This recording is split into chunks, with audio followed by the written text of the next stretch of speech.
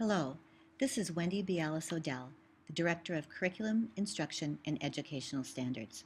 I am here with Chris Rouleau, Coordinator of Curriculum, to provide you with an overview of work that has been completed this spring and what you can expect for next school year with regard to standards-based instruction and grading and support for teaching and learning. In this presentation, I will share information about the restructuring of support that will be provided to all teachers through the Curriculum, Instruction, and Educational Standards Department beginning next school year. I will also highlight changes that were made to the 2013-14 standards-based grading benchmarks based on feedback received from teachers. Finally, Chris and I will share information about the recent grade level meetings we conducted and the action plans to address many of the concerns teachers have expressed. You will learn what you can expect for next year with regard to new instructional materials and program changes.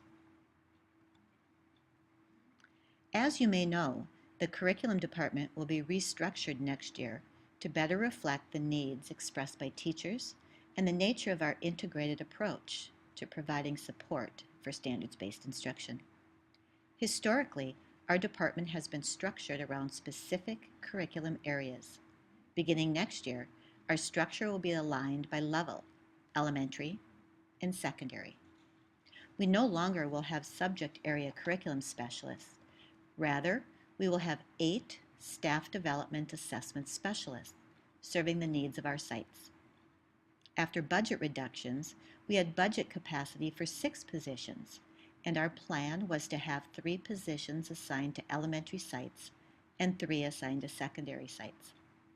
However, thanks to additional funding from Student Services, 2 additional positions were secured, and the curriculum department was able to hire 8 staff development assessment specialists, 4 for elementary and 4 for secondary. The staff development assessment specialist and the curriculum specialist positions are different. Our current positions serve all K-12 teachers in 1 or more content areas. The new staff development assessment specialists will be clustered around grade bands and assigned to specific sites, where they will support all teachers in all content areas. Their work will be focused on supporting teachers in implementing the curriculum, use of research-based instructional strategies, and assessment development. The specialists will work with each site's principal and staff development team to determine a staff development plan for the school year that aligns site and system staff development priorities. We know the needs of sites and departments vary. We believe that by assigning specialists to sites, we will be able to differentiate professional development in a manner that is meaningful to teachers. And by working collaboratively, the specialists will help share resources and effective instructional practices across content areas and schools. Please be assured that the program improvement process and the content-specific work will continue. Teacher leadership has historically been essential to the success of program improvement and will continue to play an important role. You can expect to see your site's staff development assessment specialist in your building on a regular basis. Our elementary specialists next year will be Robin Gonzalez, Shelley Drake, Tammy Provart, and Sarah Luby Morris. We look forward to working with you in our new structure. The second topic I want to share with you is around the standards-based grading benchmarks. On March 22nd, I sent to you a copy of the revised benchmarks for the 2013-14 school year, along with the standards-based grading continuous improvement plan. I would like to take just a few minutes to review the benchmark information with you. As you know, we have been working with a 3-year implementation plan for standards-based grading. However, based on teacher feedback, we made an adjustment to the 3-year implementation plan and added a 4th year. You will see in the newly revised benchmark document that next year, 2013-14, We will continue to work on current benchmarks without adding any new benchmarks.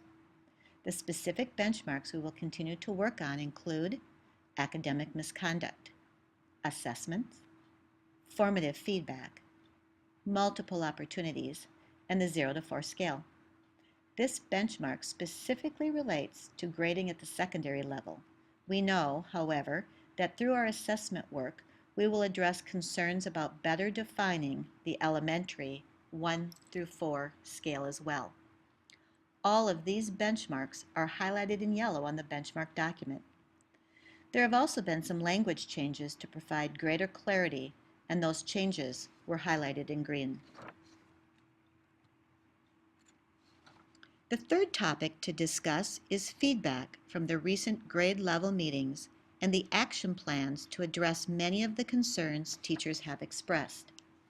We held meetings with teachers at each grade level, with attendees representing most sites at each meeting.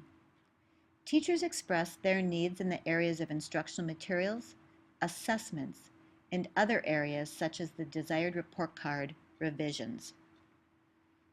In the meetings, we heard common themes across all grade levels.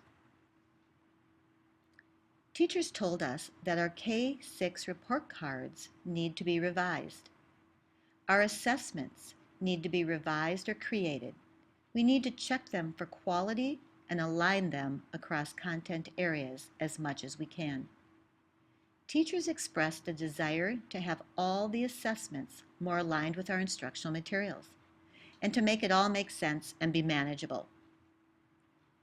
We know that we have some gaps in instructional materials that need to be addressed, and we heard from every level that a clear scope and sequence for reading language arts is needed. We know that for elementary teachers, the curriculum cycle is in constant motion.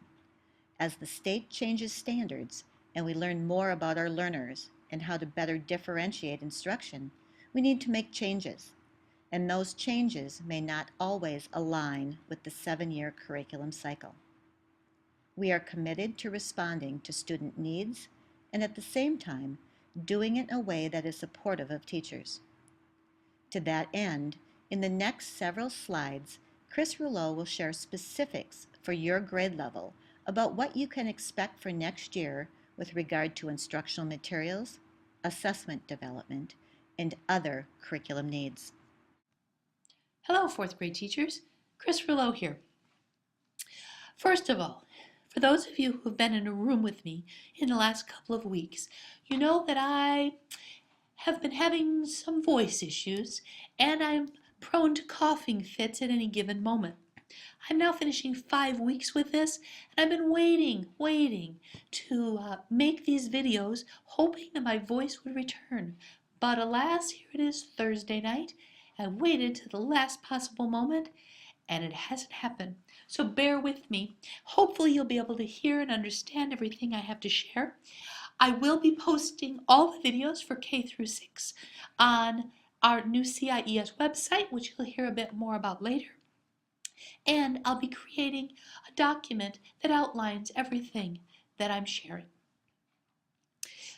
Wendy has just described to you the grade level meetings that we've had and some of the themes that we've heard across grades K through 6. In the next few slides, I'm going to be sharing specific information for 4th grade that will help you to plan for next year and understand just what is changing and what isn't. First of all, across all grade levels, we heard clearly that our report card needs some revision and that we need to make revisions in all areas so that we can create a more unified and clear report card that will be much more parent friendly. In doing that, we anticipate there will be far fewer standards for you to mark. The parent language will be more friendly and it will better reflect grade level learning. We are planning to institute overall marks for science, social studies, health, art, and technology literacy.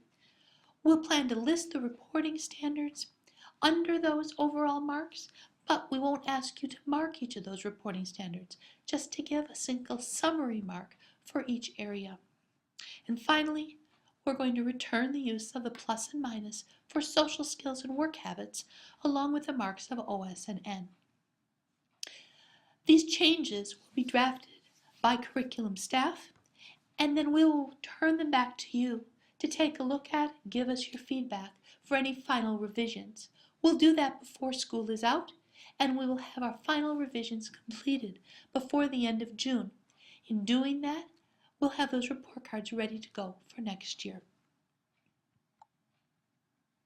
In addition to report card changes, there are some changes for content areas as well. The area of reading language arts, we're going into our first year of the adoption cycle. We know that there's work to be done and that there are materials that you're in need of.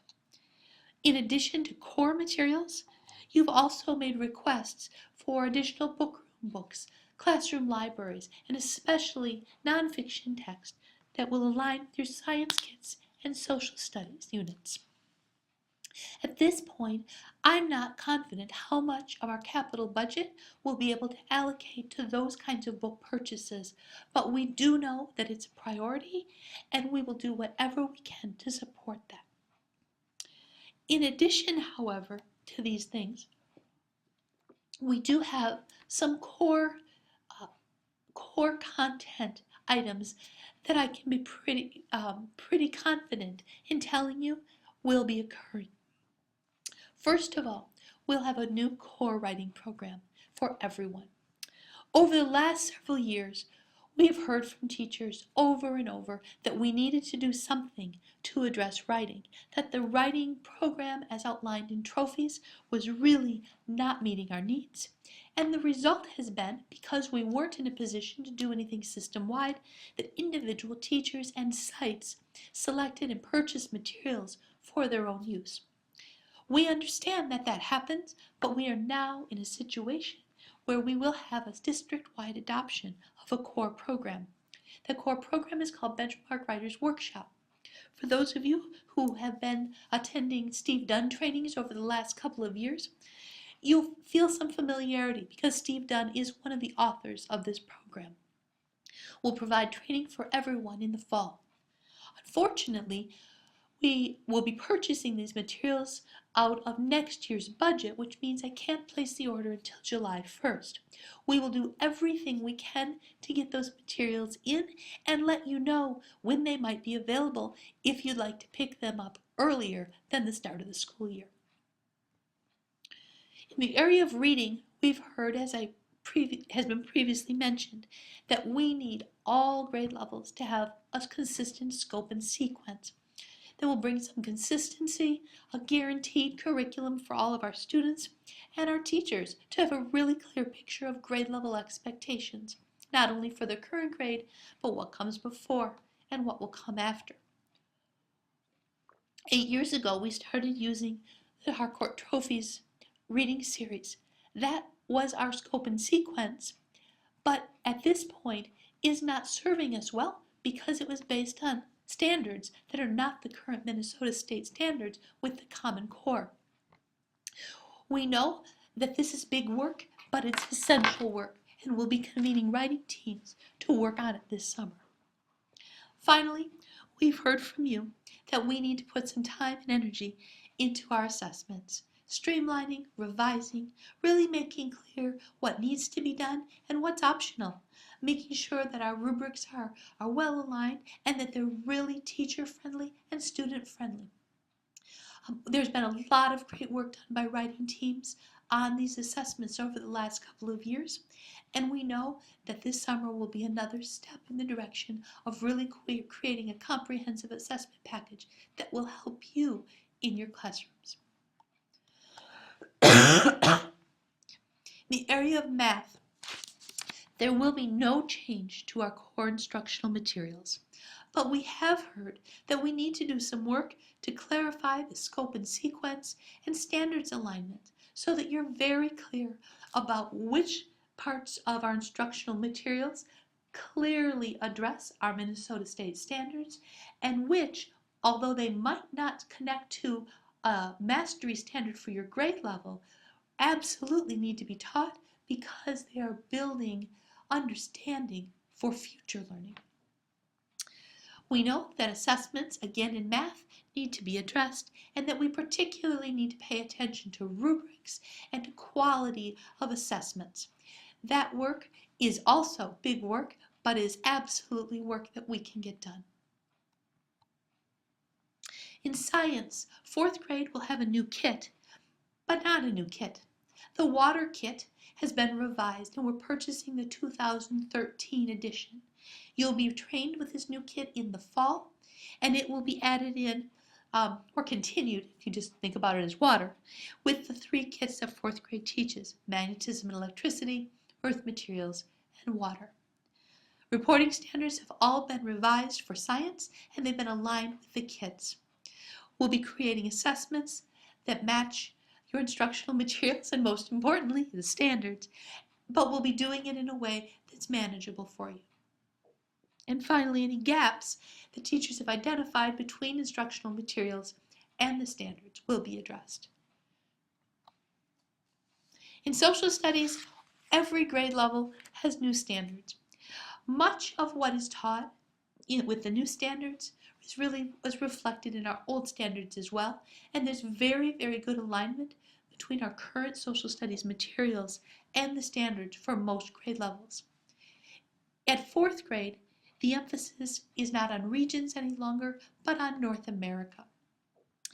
Writing teams will work to address gaps and, of course, those assessment needs, and we do have draft reporting standards for social studies as well. That will all be finalized, so you have that going into the new year.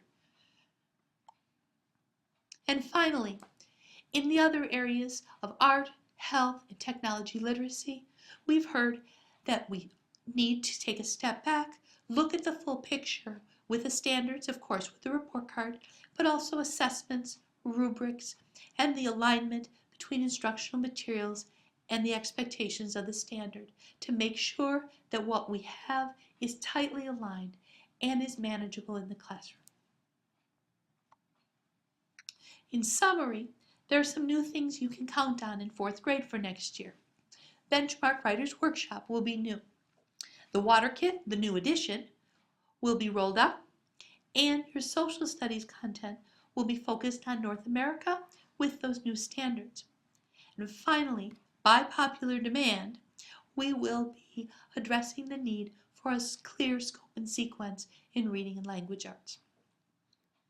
You can expect revisions, both to report cards and assessments, and some really concerted work to bring our core instructional materials into alignment with our standards, our assessments, and our supplemental materials. What I mean by that is that we know that in the past there have been materials provided to sites, provided to teams that are absolutely fabulous materials, but that you've been left to figure out how they fit in with your other core materials. We'd like to remedy that and provide an alignment that lets you know how the supplemental materials fit. The last thing you can expect for next year is some incredible support from our team of staff development assessment specialists and all of us in the curriculum department. We are committed to your success and the success of your students, and we know that this important work is critical to that success. We need to put our collective commitment to work to improve the alignment of our standards, instructional materials, assessments, and reporting practices. And we believe that when we've done that, we will all be able to contribute to our students' success. Thanks for listening. Have a great workshop. And if you have any questions at all, as always, please feel free to give me a call.